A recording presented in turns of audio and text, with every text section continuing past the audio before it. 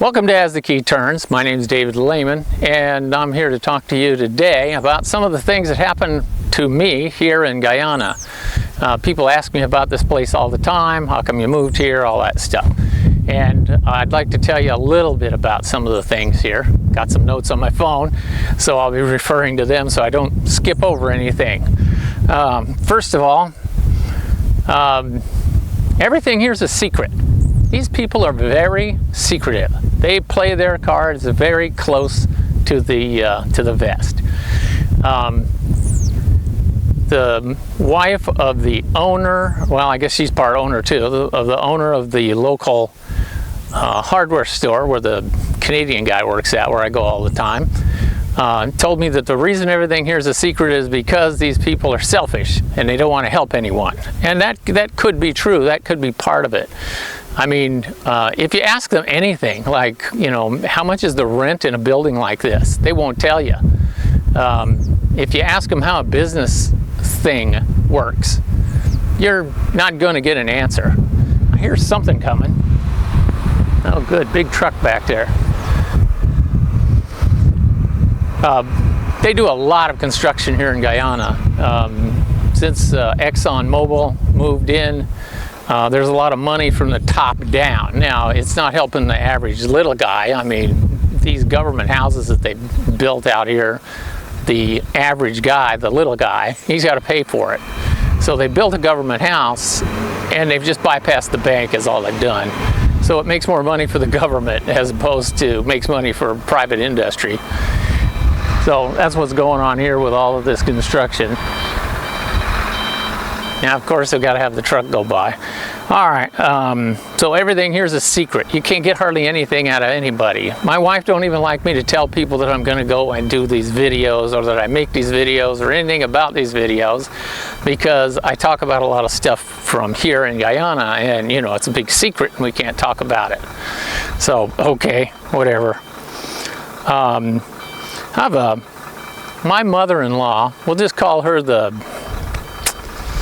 start of the family, I guess. Well, that's the original seed for all the people that I've known. I knew her mother, but so I knew her, well, we'll call her grandma, but like I knew it was a great grandma, her mother.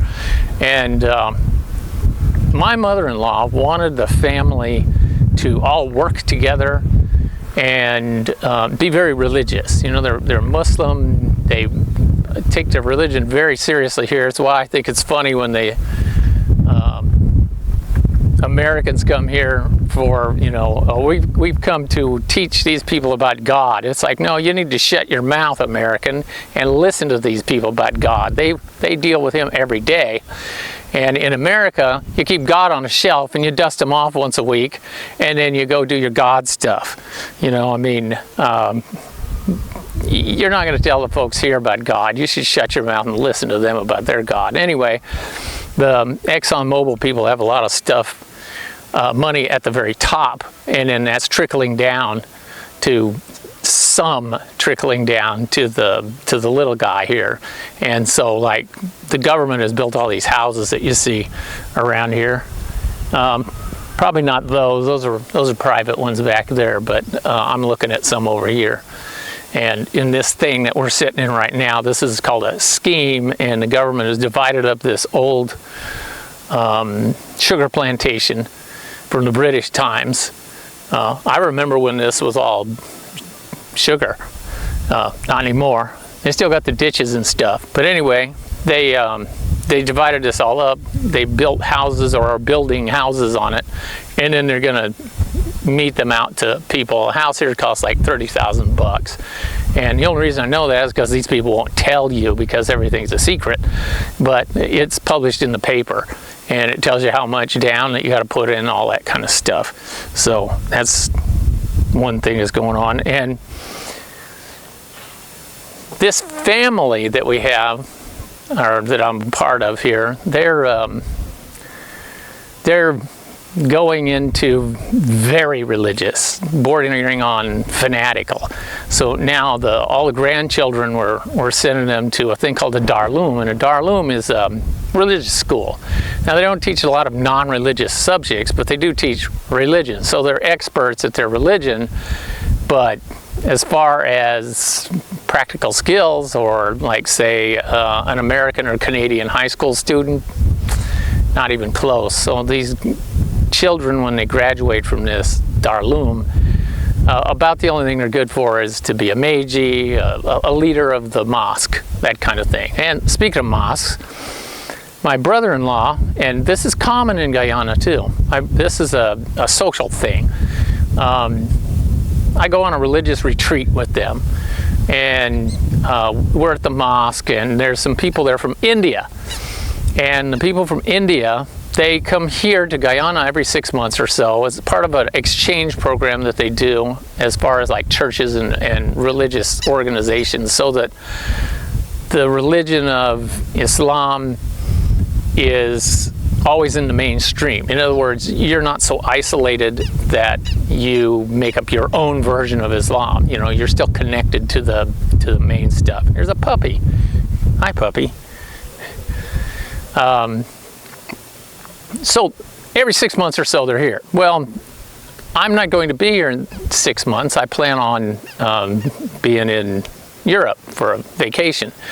And my brother-in-law says, well, you know, they're wanting a big group to show up here, so tell them that you're going to be here. And I said, well, I know absolutely that I will not be here. My wife's right now purchasing the tickets to take us to Europe. Well, just tell him you are. And we're having this conversation in front of the guy. I said, so you want me to lie to him? Well, no, I don't want you to lie to him, but I want you to tell him that you're going to be here. And I said, there's no way in hell that I will be here. It's not possible. I will not be here. And he said, well, just tell him that anyway. And I wouldn't do it, and it embarrassed him. So that's kind of strange. I carry a big knife with me all the time, or pepper spray. That bothered him. Oh, people could see your big knife in your back. Okay. Well, it embarrasses me because you're here at the mosque. I said, okay. Well, please don't do that. I said, well, I'm not going to give up a chance of me saving my own life when some lunatic robber wants to rob me, and I could stick him in the neck. I'm not doing it. I'm going to continue to have my weapon with me. Oh, you're embarrassing me, and okay. So, sorry. Everybody here, remember I just told you about the lie thing? Everybody here tells you what you want to hear.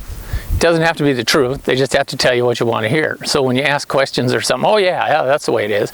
Like eye bolts. I want an eye bolt. It looks like this. And has a little thing, and you screw it into the wood. They don't have any. I mean, not this whole half of Guyana apparently doesn't have any. They don't use them. They use a hook thing, and then if you need an eye bolt, I guess you bend it around and make your own eye bolt, but they don't have eye bolts. So everybody tells them, oh, well, we don't have it, but that guy over there does. And then that guy says, well, we don't have it, but the other guy does. And by the time you're done, you're all the way downtown Georgetown, the capital, and they don't have it either.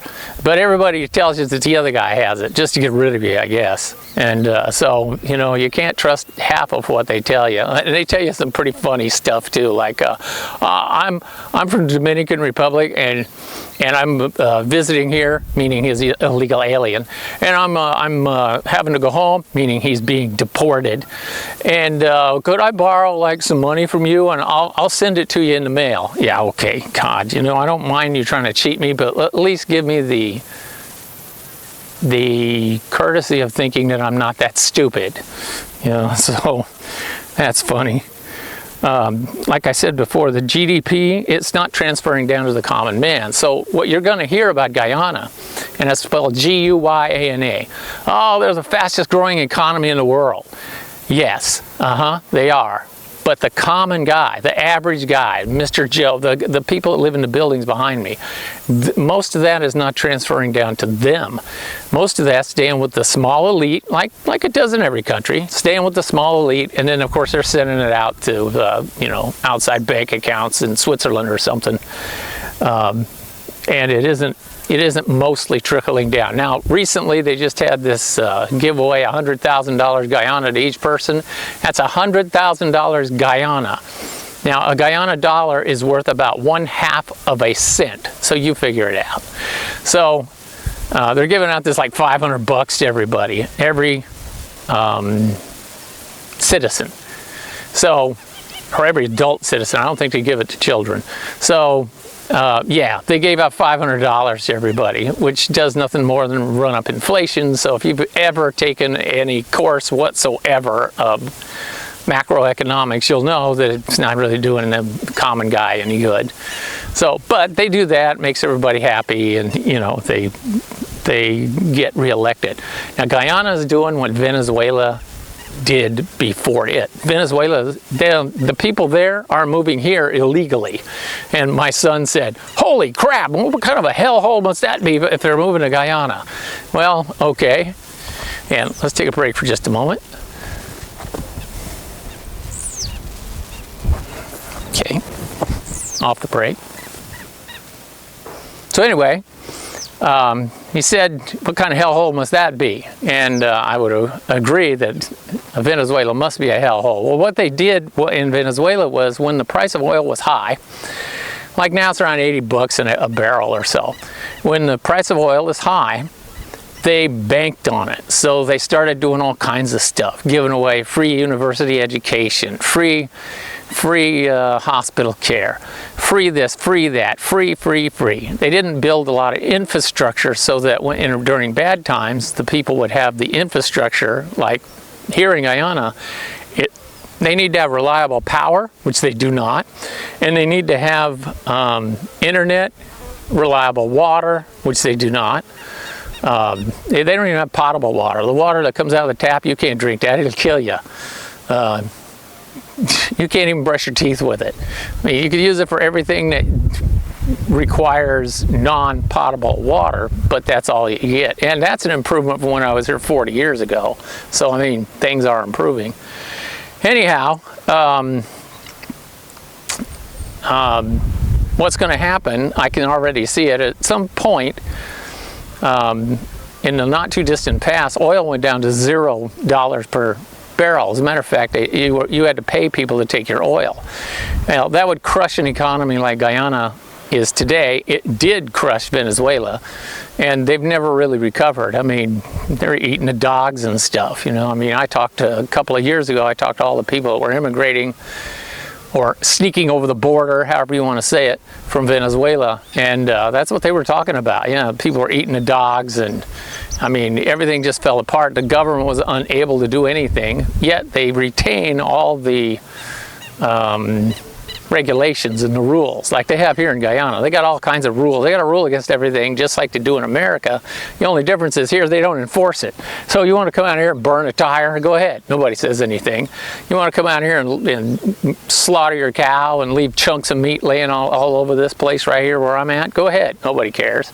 You want to throw a ring around your dead horse's neck and set him on fire with a tire, go right ahead. Nobody cares. Fling trash out your window, pee on the ground, poop in the road, walk around naked. You can do all those things here. I mean, nobody cares, but there is a law against it. You know, same law that says you can't have ride your motorcycle without a helmet, or you got to have seat belts on. People go around here, like 20 of them in the back of a pickup truck, and nobody's wearing a seat belt, but nobody enforces the rule. But the cop will pull over all these random people and check their driver's license, see if he's signed it, and if he hasn't signed it, then you got to give him a bribe, and he'll just tell you that, look, you can go pay $5 grand somewhere else or give me $2 grand. And he'll ask you what you do for a living and what you can afford and all that kind of stuff to make sure that his bribe is commensurate with your income. So let's see. Deceptive business practices. Boy, they've really got them here. Got a brother-in-law that says he's trying to buy a tractor from his neighbor. So what he does is he tells the neighbor, oh yeah, I'm going to buy it, I'm going to buy it, I'm going to buy it soon. And what he's doing is he's stringing the guy along until he knows the guy has a limit, a time frame that it has to be sold by. And if it doesn't, then he's basically just got to throw it in a ditch. So what he does, he strings them along until the last possible second, and then he tells them, well, I'm only going to give you half of what you wanted. And the idea is he doesn't have enough time to go to the competitors to let them buy it at double the price. So that's one of the ways that you, in my opinion, is a deceptive business practice. Same guy, he asks people just ridiculous questions like, he asked a guy, hey, what kind of dog is that? Oh, I'm interested in buying a dog like that. And he asked the guy like 20 questions about his dog. And I said, I didn't know that you wanted a dog. I thought Muslims aren't supposed to have dogs. Well, I don't really want a dog. I just wanted to ask him questions. And it's like, why? Okay. Kind of the things they do there. One of the attractions to this place is it's like my hometown of the 1960s. Longview, Washington, once had people that would come around and try to sell you things, like the Fuller Brush man. There really was a Fuller Brush man. There was the Avon lady that used to come and knock on the door and try to sell my mom makeup and, you know, things like that. Oh, the Hoover vacuum cleaner guy. I remember all them people come to our house. The doctor came to our house, had a little black bag just like in the movies, you know. But here, they still do that. You still got a newspaper guy. I think he quit recently. I don't see him anymore. They have a snack guy. He got a little cart with snacks on it, and they go up and down all the roads of the villages and sell snacks every day. There's the fish guy, the fishmonger. He comes around, he sells fish. The shaved ice guy, you know, the guy that makes shaved ice, they grind up this ice and put a flavor on it. Here they put milk and sugar and some other crap on it, but they like it. I guess all I like is the sugar with the red dye number 4 that'll give me cancer. That's the stuff I like. You know, you still have these little corner stores, like little corner stores, where they sell just a few things.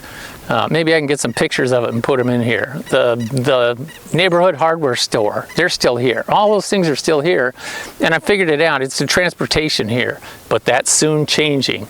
Like all these cars you see going behind me, before, this 20 years ago, nobody had a car. I mean, if a family had a car, they were considered pretty well off. Now, my mother-in-law's grandson has his own car. Just remarkable. And I'm like, wow, if he can afford a car, everybody's getting a car.